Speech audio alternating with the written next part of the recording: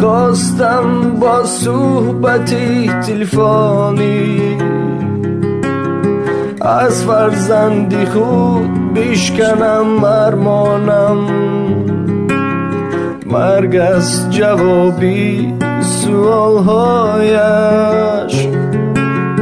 کیایی کیایی پدر جانم. مرگ از جوابی سوالهایش، کیایی کیایی پدر جانم. اینجا زندانی پشیمانیست، اینجا آهنگی پریشانی. مادر ببخشا ببخشم،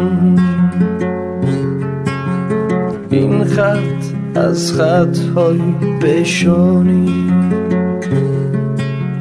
این خط از خط پیشانی. فراموش نباید کرد دوستان، خبرگیری از محبوسان.